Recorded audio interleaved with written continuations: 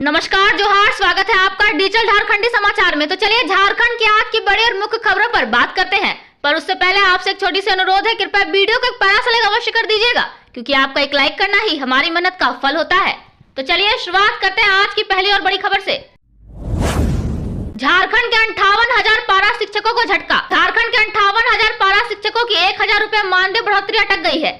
यह मानदेय बढ़ोतरी वर्तमान वित्तीय वर्ष में मिलती नजर नहीं आ रही है। ना तो शिक्षा विभाग की ओर से इस पर पहल हो रही है और ना ही पारा शिक्षक संगठन जोर लगा रहे हैं। पारा शिक्षकों को सितंबर महीने से ही मानदेय बढ़ोतरी का लाभ मिलना था, लेकिन 5 महीने बीतने के बाद भी 1,000 रुपए बढ़ोतरी नहीं हो सकी है। ऐसे में 5 महीने का एरियर मिलने की फिलहाल संभावना कम नजर आ रही है, लेकिन बजट से पारा शिक्षकों को उम्मीद है। स्कूली शिक्षा और साक्षरता विभाग के तत्कालीन मंत्री बैद्यनाथ राम और पारा शिक्षक संगठनों के प्रतिनिधियों के बीच अगस्त 2024 के अंतिम सप्ताह में पारा शिक्षक के मानदेय में 1,000 की बढ़ोतरी का निर्णय लिया गया था। इसके साथ साथ पारा शिक्षकों को आईपीएफ का लाभ दिए जाने पर सहमति बनी थी। आईपीएफ के लिए पारा शिक्षकों के मानदेय से राशि की कटौती नवंबर महीने के मानदेय से ही शुरू हो गई है। राज्य सरकार भी अपना अंशदान दे रही है, लेकिन अब तक मानदेय बढ़ोतरी की राशि नहीं दी जा रही है। हर महीने करीब 6 करोड़ का बढ़ेगा भार। पारा शिक्षकों के मानदेय में 1,000 बढ़ोतरी होने से सरकार पर हर महीने 5 करोड़ 80 लाख रुपए का भार आएगा। अगर सरकार सितंबर से एरियर का भी भुगतान करती है तो दिसंबर 2024 तक के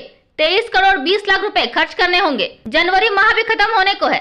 ऐसे में 5 महीने का एरियर भी बकाया हो जाएगा। अधिकारियों की माने तो वर्तमान वित्त वर्ष में ये संभव होता नहीं दिख रहा है। देखना होगा कि सरकार बजट में क्या प्रावधान करने जा रही है। बजट से पारा शिक्षकों को उम्मीद है।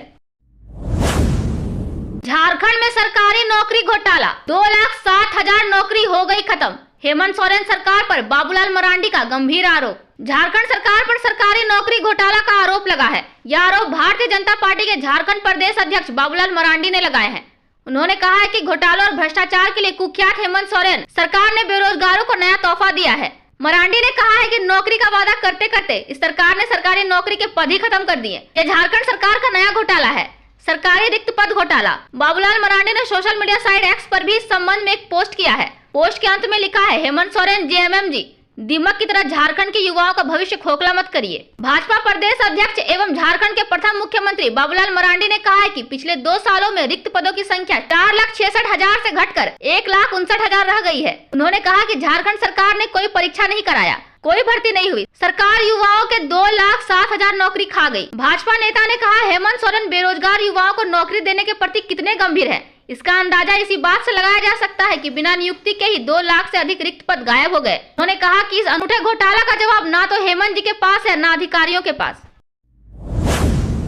झारखंड में फिर लौटेगी ठंड, इस दिन से गिरने लगेगा तापमान। झारखंड में फिर ठंड लौटेगी। शनिवार से ठंड बढ़ने लगेगी। भारत मौसम विज्ञान विभाग ने कहा है कि न्यूनतम तापमान में 4 डिग्री सेंटीग्रेड तक की गिरावट आ सकती है। झारखंड के कुछ जिलों को छोड़कर अधिकतर हिस्सों में न्यूनतम तापमान 10 डिग्री सेल्सियस से अधिक बना हुआ है। राजधानी रांची में न्यूनतम तापमान 12 डिग्री सेल्सियस दर्ज किया गया है, जो सामान्य से 2.2 डिग्री अधिक है। जमशेदपुर और बोकारो में न्यूनतम तापमान क्रमशः 12.8 डिग्री और 11.2 डिग्री सेंटीग्रेड रिकॉर्ड किया गया। रांची के मौसम केंद्र के प्रभारी अभिषेक आनंद ने कहा है कि 24 जनवरी तक न्यूनतम तापमान में कोई विशेष बदलाव होने की संभावना नहीं है। इसके बाद न्यूनतम तापमान में 3 से 4 डिग्री तक की गिरावट आ सकती है। आईएमडी ने कहा है कि रांची का न्यूनतम तापमान 25 जनवरी 2025 को 11 डिग्री सेंटीग्रेड और 26 जनवरी को 10 डिग्री सेंटीग्रेड रह सकता है। मौसम वैज्ञानिक अभिषेक आनंद ने बताया कि झारखंड के उत्तरी और मध्य हिस्सों में आंशिक बादल छाए रहने की संभावना है। सर्दी को देखते हुए रांची के उपायुक्त मंजूनाथ भजंत्री ने बुधवार देर रात अल्बर्ट एक्का चौक, काली मंदिर चौक, डेली मार्केट पार्किंग और दुर्गा मंदिर रतु रोड जैसे विभिन्न स्थानों पर बेघर और सड़क किनारे रहने वाले लोगों के बीच कंबल का वितरण किया। एक अधिकारी ने बताया कि जिले के सभी प्रमुख चौराहों और सभी प्रखंडों में अलाव की व्यवस्था कर दी गई है। प्रखंडों में पहले ही कंबल का वितरण किया जा चुका है। पिछले कुछ दिनों से झारखंड में कड़ाके की ठंड पड़ रही थी। हालांकि पिछले 2 दिन से तापमान में बढ़ोतरी हुई है, जिससे लोगों को ठंड से थोड़ी राहत मिली है।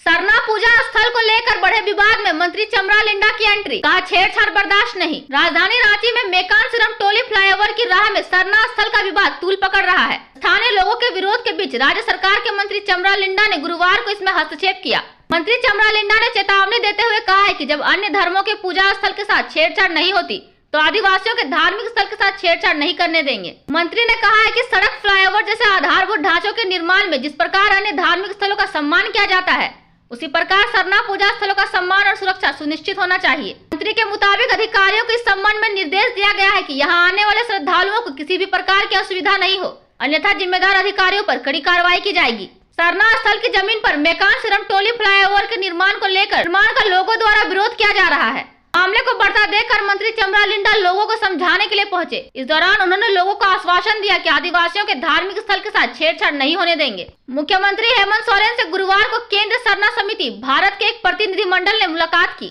प्रतिनिधिमंडल ने मुख्यमंत्री को सरना आदिवासी समाज की समस्याओं एवं मांगों से संबंधित एक ज्ञापन सौंपा। मुख्यमंत्री ने कहा है कि राज्य हित में सरकार सभी वर्ग तथा समुदाय के विकास एवं कल्याण के लिए प्रतिबद्ध है। इस दिशा में समाज के हर वर्ग और तबके के लोगों को सशक्त और आगे बढ़ाने का कार्य हो रहा है। रांची में आधार केंद्रों पर उमड़ रही भीड़। नीट और सीयूईटी स्टूडेंट्स को यूआईडीएआई ने दी है सुविधा। आधार कार्ड अपडेट कराने के लिए आधार सेवा केंद्रों पर भीड़ उमड़ रही है। कांटा टोली का स्टेटस प्लाजा हो या रातू रोड के गैलेक्सिया मॉल का आधार सेंटर, दोनों जगह युवाओं की भारी भीड़ उमड़ रही है। यहाँ युवा अपना आधार कार्ड अपडेट कराने के लिए पहुँच रहे हैं। यहाँ आने वाले स्टूडेंट्स में वे लोग शामिल हैं जो मेडिकल में प्रवेश के लिए होने वाली नीट और केंद्रीय विश्वविद्यालय में एडमिशन के लिए आयोजित होने वाली सीयूईटी की परीक्षा में शामिल होना चाहते हैं। इतना ही नहीं, बैंकों में भी स्टूडेंट्स की भीड़ उमड़ रही है। यूआईडीएआई ने अपनी वेबसाइट पर नीट और सीयूईटी की परीक्षा में शामिल होने वाले विद्यार्थियों के लिए इससे संबंधित जानकारी अपलोड की है। इसमें आधार अपडेट कराने के लिए फॉर्म भी अपलोड किया हुआ है। इस फॉर्म को भरकर आवश्यक प्रक्रिया पूरी करने के बाद आधार अपडेट हो जा रहा है। 17 साल की उम्र से पहले आधार अपलोड कराने के लिए कोई शुल्क नहीं लगता है। 17 साल से अधिक की उम्र के लोगों को आधार अपडेट कराने के लिए 100 रुपए शुल्क देने पड़ते हैं। राष्ट्रीय परीक्षा एजेंसी ने नीट और सीयूईटी के विद्यार्थियों से आधार अपडेट कराने का आग्रह किया है।